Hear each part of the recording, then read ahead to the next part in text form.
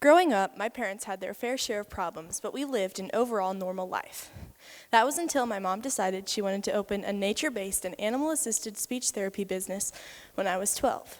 For me, that meant moving from Danville to the middle of the nowhere outside of a small town called Homer. We planned to adopt a variety of animals and use a small apartment in the barn as my mom's clinic. Needless to say, it was a dream come true. My one stipulation was we needed to adopt a potbelly pig. For my 14th birthday, we rescued 2 potbellies, Humphrey and Effie. Not too long after that came the alpacas, chickens, barn cats, another pig, peacocks, and most recently, our turkey Walter.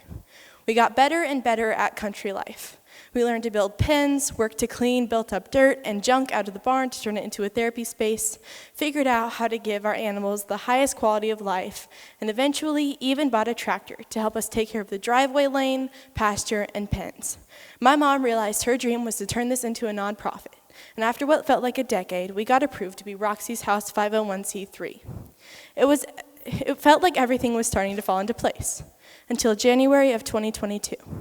My dad's drinking had become more and more severe, and my parents' fighting was almost constant. It was clear something had to change. I spent 2022 waiting for my dad to get better and go back to the kind and supportive pillar of my life he had always been.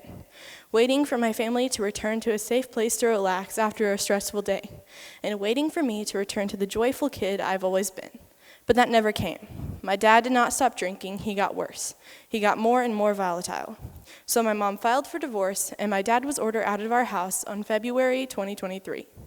My mom and I were lost. We had no idea if we could make this business work without him, if we could financially support and maintain this farm. It became clear very quickly that I had to step up and make this work. I started to pick up where my dad left off. I learned to mend fences, keep up with the mower, change the attachments on the tractor, and became more consistent with cleaning the pins. I also helped as much as I could with the nonprofit. We planned and played out children's events and fundraisers for the organization. We decorated the barn from top to bottom as a Barbie dream house and then again as a Christmas wonderland. We worked for months and months to build magic for kids at a time that I felt like magic was a cruel joke. Through it all, I made mistakes. I ran into fences on the mower, making the belt snap and go flying off. I've accidentally left the gate open for the alpacas out and had to chase them up and down dirt roads more times than I can count, and I'm sure I'll do it again soon.